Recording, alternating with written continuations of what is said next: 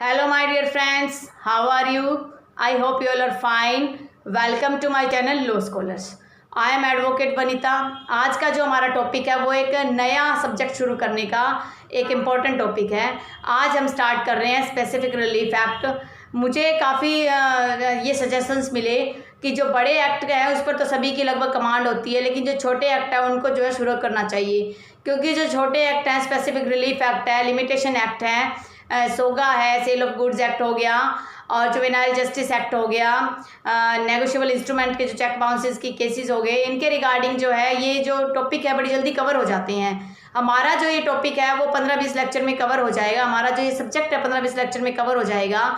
हम क्या करते हैं, मेन सब्जेक्ट्स को तो अच्छे तरह से स्टडी कर लेते हैं, जो छोटे सब्जेक्ट्स हैं, जो स्मॉल टॉपिक्स हैं, वो हम इग्नोर कर देते हैं और एग्जाम के कुछ दिनों पहले ही हम उसकी तैयारी करते हैं। ये हमारी सबसे बड़ी गलती है, क्योंकि हमारे लिए सबसे ज़्यादा स्कोरिंग जो है ये स्मॉल सब्जेक्ट्स होते हैं, क्योंकि सभी का जो फोकस होता है वो बड़े सब्जेक्ट्स पे होता है, लेंथी सब्जेक्ट्स पे होता है, आईपीसी, सीपीसी, सीआरपीसी जैसे सब्जेक्ट्स पे होता है, कॉन्स्टिट्यूशन पे होता है।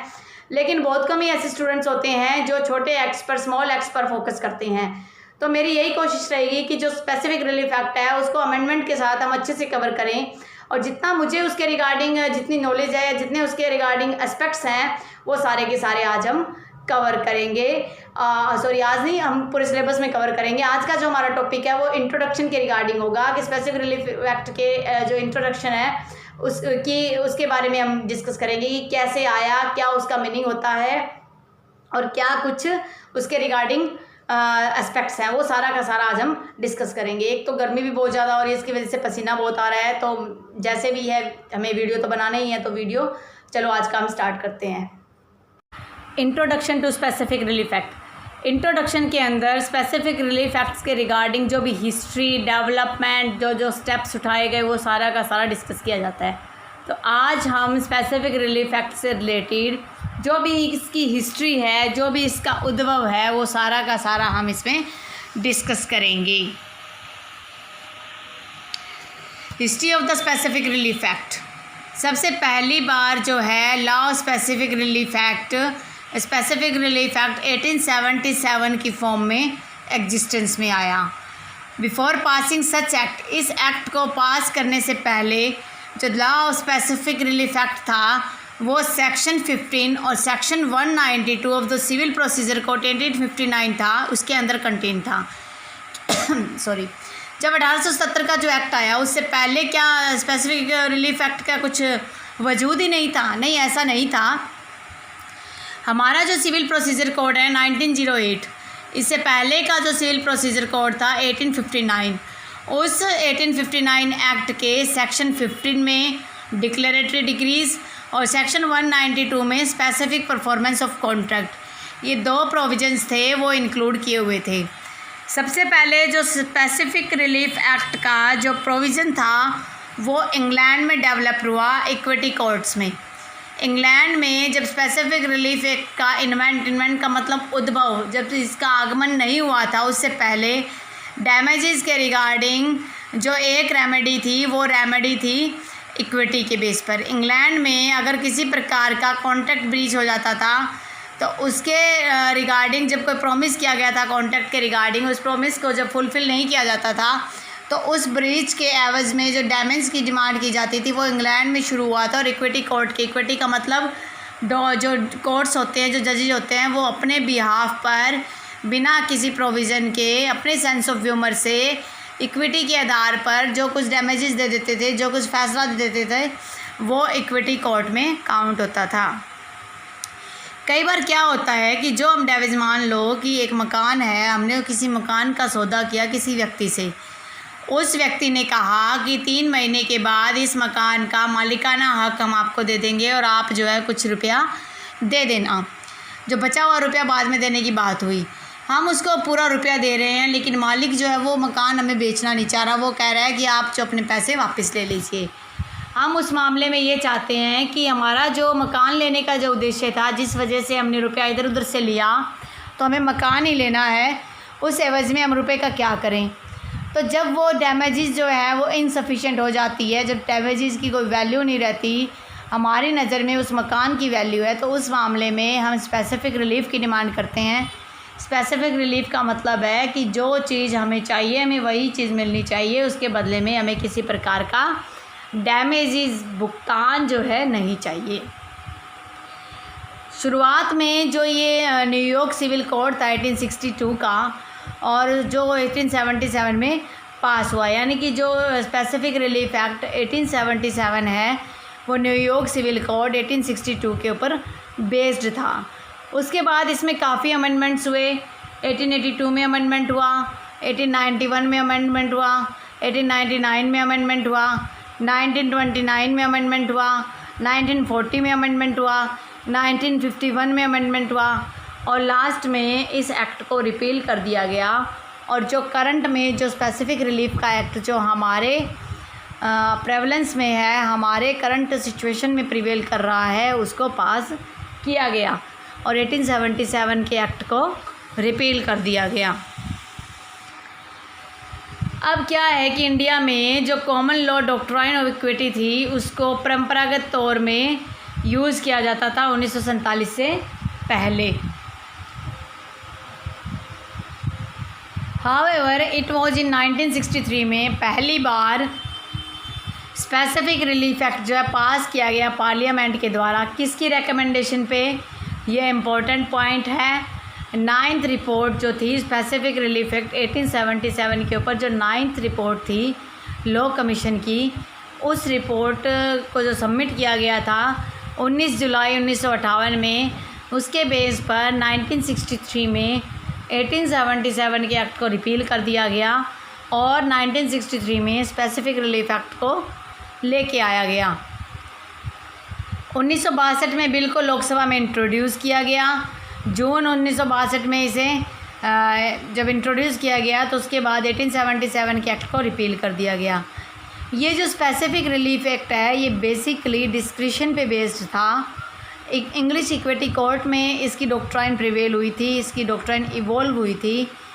ये पूरी तरह से इक्विटी, जस्टिस और गुड कंसाइंस, गुड कंसाइंस का मतलब है कि एक जज की खुद की जो सोच है, जनरल प्रूडेंस मैन की जो सोच होती है, उसके बेस पे जो स्पेसिफिक रिलीफ एक्ट है उसके प्रोविज़न को रखा गया। और किसी व्यक्ति को जब डिमांड होती थी कि उसे स्पेसिफिक रिलीफ दिया जाए तो इक्विटी के बेस पर वो रिलीफ दिया जाता था, क्योंकि उस टाइम में कोई एक्ट प्रिवेल ही नहीं करता था, कोई एक्ट आया ही नहीं था। जो सिचुएशन 1963 के एक्ट में कवर नहीं की गई थी, इंडियन कोर्ट ने धीरे धीरे अपने इनहेरेंट पावर का यूज़ करना शुरू कर दिया, क्योंकि इनहेरेंट पावर तो स्पेसिफिक रिलीफ एक्ट जो है वो एक सिविल रेमेडी होती है और सिविल रेमेडी सिविल लॉ के तहत ही गवर्न की जाती है। तो सीपीसी में जो सेक्शन 151 है जहाँ इनहेरेंट पावर दी गई है, उसका यूज़ करके जो जजेज हैं वो स्पेसिफिक रिलीफ प्रोवाइड करवा देते थे। इस लॉ का क्या नेचर है? कोई भी लॉ होता है ना वो बेसिकली 3 कैटेगरीज में डिवाइड होता है। पहला तो वो लॉ जो राइट्स डिफाइन करता है, जैसे राइट्स हैं सब्सटेंटिव लॉ में, सब्सटेंटिव लॉ हम पहले डिस्कस कर चुके हैं, जैसे आईपीसी। रेमेडीज़ डिफाइन करते हैं, जैसे कि कॉन्ट्रैक्ट एक्ट हो गया, रेमेडी है, और आईपीसी में भी रेमेडी है लेकिन वो क्या पनिशमेंट की फॉर्म में है। और प्रोसीजर डिफाइन होता है, जैसे सीआरपीसी और सीपीसी के जो ऑर्डर्स होते हैं। आज थोड़ा सा ना गला प्रॉब्लम दे रहा है तो मुझे रुक रुक के लेक्चर बनाना पड़ रहा है।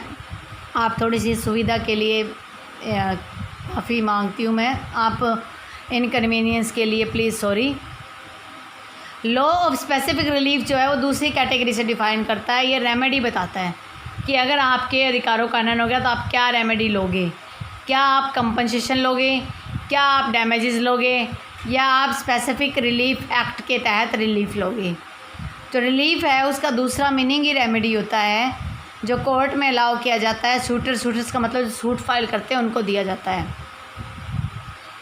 स्पेसिफिक रिलीफ एक्ट 1963 जो है वो कॉन्ट्रैक्चुअल और सिविल राइट्स पर डिपेंड करता है। जैसे कॉन्ट्रैक्ट एक्ट होता है उसी तरीके से स्पेसिफिक रिलीफ एक्ट जो होता है वो कॉन्ट्रैक्ट ही होता है एक तरीके से, और कॉन्ट्रैक्ट का जब ब्रीच होगा तब स्पेसिफिक रिलीफ जो है वो लिया जाता है।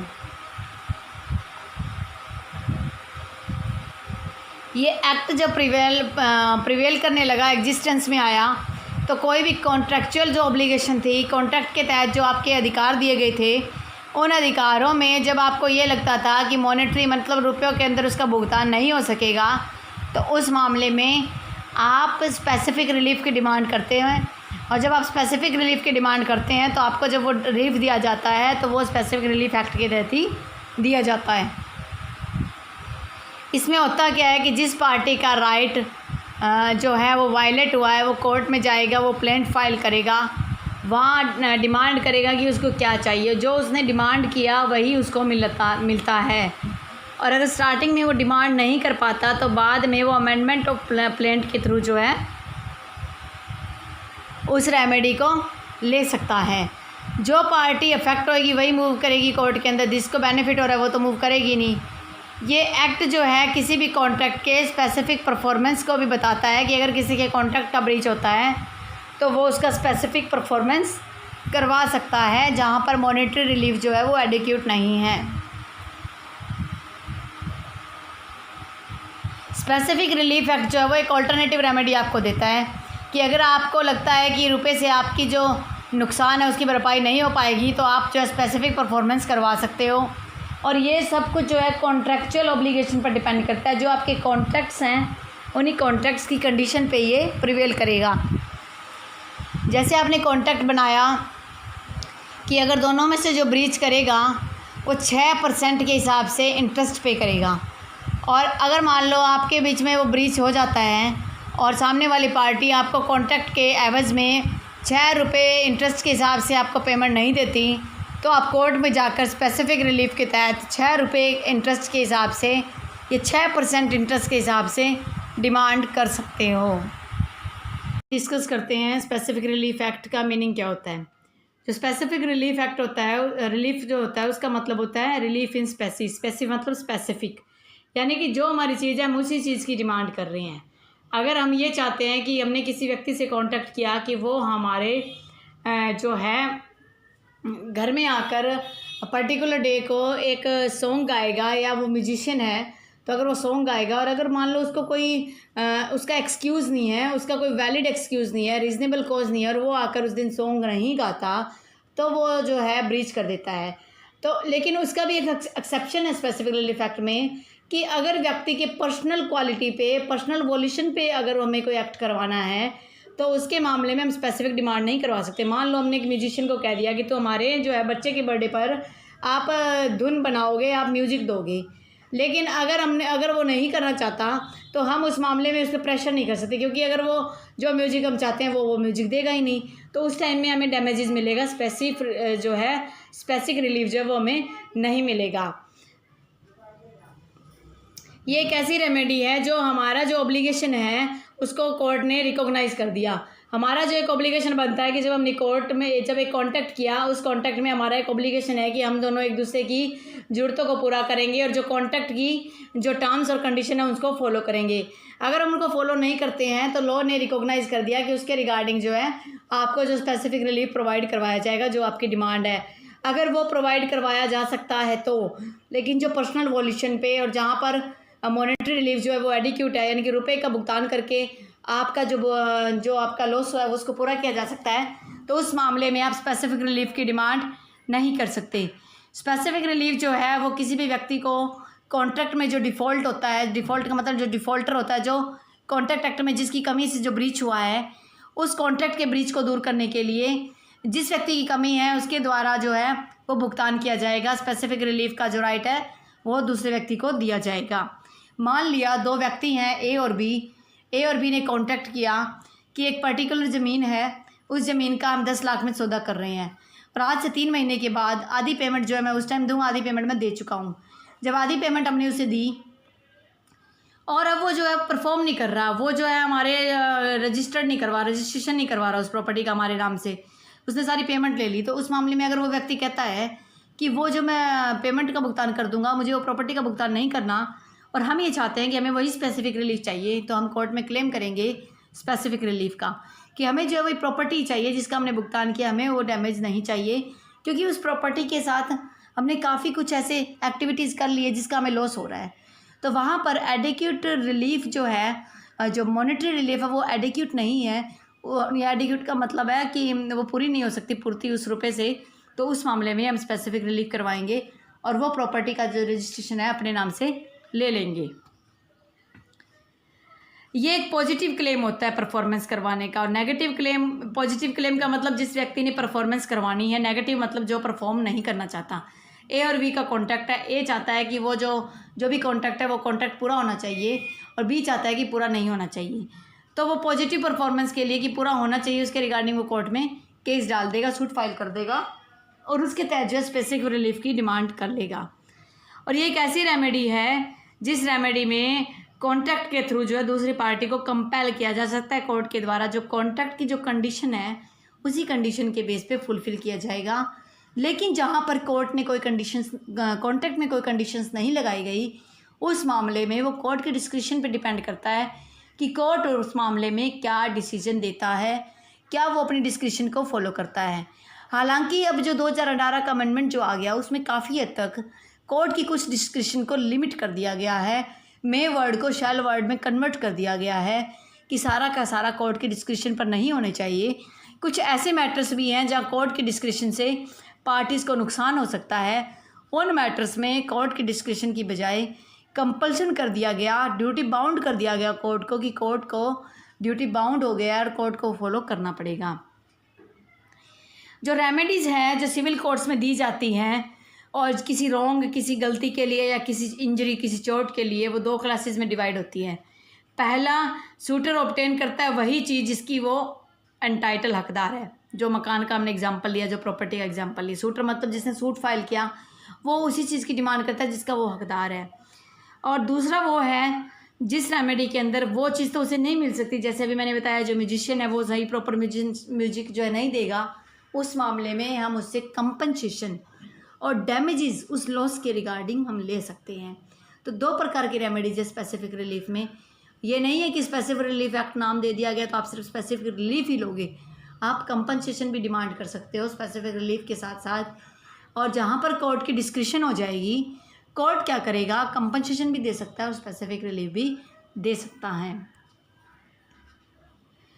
ब्रीच ऑफ कॉन्ट्रैक्ट, अब ये 2 मैंने डिवाइड किया हेडिंग में कि जब ब्रीच ऑफ कॉन्ट्रैक्ट होता है तो हम कॉन्ट्रैक्ट एक्ट के तहत डैमेजेस और कंपनसेशन भी ले सकते हैं। और हमें ये लगता है कि जहाँ पर मॉनेटरी रिलीफ, जो रुपए का जो हमें रिलीफ मिल रहा है, जो रुपए की जो हमें रिलीफ का मतलब है जो सहायता या जो राहत मिल रही है कोर्ट के थ्रू, वो हमें रुपए में नहीं चाहिए, तो उस मामले में हम स्पेसिफिक परफॉर्मेंस करवाते हैं ब्रीच ऑफ कॉन्ट्रैक्ट में SRA 1963 के तहत। SRA शॉर्ट फॉर्म है स्पेसिफिक रिलीफ एक्ट का। और जब हम डैमेजेस और कंपनसेशन से हमारा काम चल जाता है तो हम कॉन्ट्रैक्ट एक्ट के तहत कोर्ट में सूट फाइल करते हैं। अब बात आती है रिलीफ। रिलीफ कितने प्रकार के होते हैं? रिलीफ 2 प्रकार के होते हैं, स्पेसिफिक और प्रिवेंटिव रिलीफ। स्पेसिफिक रिलीफ तो है सेक्शन 5 से 35 तक। प्रिवेंटिव रिलीफ जो है सेक्शन 36 से 44 तक। जो सेक्शन 36 से 44 तक जो रिलीफ है वो बहुत इंपॉर्टेंट टॉपिक है स्पेसिफिक रिलीफ एक्ट में। मोस्ट ऑफ द क्वेश्चन है वहीं से पूछे जाते हैं। तो इन दोनों स्पेसिफिक रिलीफ को, प्रिवेंटिव रिलीफ को, दोनों को हम पर्टिकुलर एक दिन में 2 सेक्शन या एक सेक्शन लेकर कवर करेंगे और डिटेल में कवर करेंगे कि इनके रिगार्डिंग कोई डाउट ना रह जाए। क्योंकि स्पेसिफिक रिलीफ और प्रिवेंटिव रिलीफ वो कोर एरिया है जहाँ से सबसे ज़्यादा क्वेश्चंस स्पेसिफिक रिलीफ एक्ट में मेंस में पूछे जाते हैं। प्री में तो हर एक लाइन जो है, हर एक वर्डिंग जो है, हर एक सेक्शन जो है वो इम्पोर्टेंट हो जाता है, लेकिन मेंस में इन्हीं पर ज़्यादातर फोकस रहता है। अब बात आती है इक्विटल रिलीफ की। पीछे किया स्पेसिफिक रिलीफ और फिर बात करी हमने प्रिवेंटिव रिलीफ। अब इक्विटेबल रिलीफ क्यों बोला गया? इक्विटेबल रिलीफ जो होता है वो इक्विटी पे बेस्ड होता है, डिस्क्रिप्शन पे बेस्ड होता है, इसलिए इन रेमेडीज़ को इक्विटेबल रिलीफ बोला गया है। इक्विटेबल रिलीफ जो होती है वो कोर्ट के द्वारा ग्रांट करी हुई रिलीफ होती है, जिसमें कोई पार्टी अपना एक्ट परफॉर्म करवाना चाह रहा है और दूसरे व्यक्ति को किसी चीज़ के लिए प्रिवेंट करना चाह रहा है, रोकना चाह रहा है, उसके रिगार्डिंग कुछ लीगल रेमेडीज़ होते हैं, कुछ कानून रेमेडीज़ हैं। रेमेडीज़ मतलब जो कुछ हमें उपाय दिए गए हैं उन उपायों को हम फॉलो करते हैं। तो ये कुछ रेमेडीज़ हैं, आप इनको माइंड में रखना और इन्हीं हिसाब से अपने चैप्टर जो हैं सारे सेट किए गए हैं सारे के। Recovery of position of immovable property 5 से 8 में हो जाएगा। 5 और 6 जो है वो इमूवेबल प्रॉपर्टी के रिगार्डिंग है।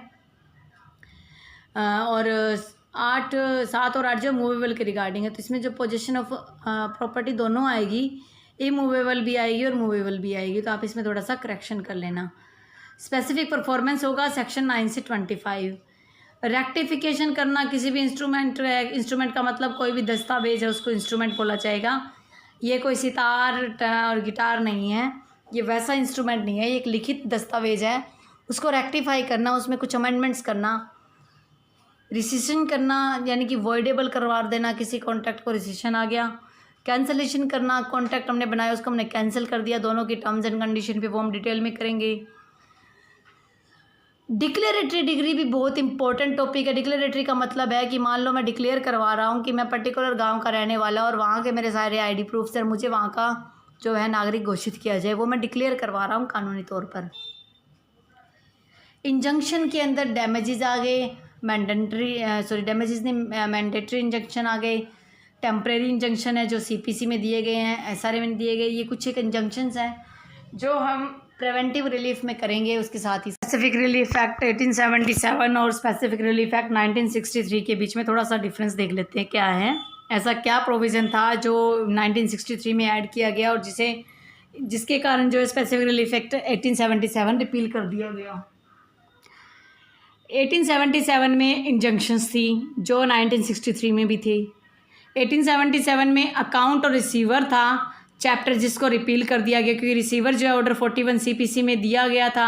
1877 पहले आया था, फिर 1908 में आ गया सीपीसी में रिसीवर दे दिया, तो उसे रिपील करना भी ज़रूरी हो गया था। पोजेशन जो 1877 में भी है और पोजेशन जो है 1963 में भी है। स्पेसिफिक रिलीफ था 1877 में और इसमें क्या है स्पेसिफिक परफॉर्मेंस, और स्पेसिफिक रिलीफ तो ऑटोमेटिकली जो है इसमें इंक्लूड है। 1963 के जो एक्ट है उसमें रेक्टिफिकेशन, रिसिशन, कैंसलेशन, डिक्लेरेटरी डिक्री ये इसमें इंक्लूड कर दिया गया। डिक्लेरेटरी डिक्री भी बहुत इंपॉर्टेंट टॉपिक है, उसको भी अच्छे से डिस्कस करेंगे। कैंसलेशन, रिसिशन और रेक्टिफिकेशन ये कॉन्ट्रैक्ट एक्ट से मिलता जुलता है। स्पेसिफिक परफॉर्मेंस है जो ब्रीच ऑफ कॉन्ट्रैक्ट होगा उसके रिगार्डिंग किया जाएगा, और पोजेशन होगा। तो इन दोनों का मोटा मोटा डिफरेंस यही है, ज़्यादा डिफरेंस करने की हमें ज़रूरत भी नहीं है। लेकिन हमारे लिए 2018 का जो अमेंडमेंट है वो बहुत ज़्यादा इंपॉर्टेंट है।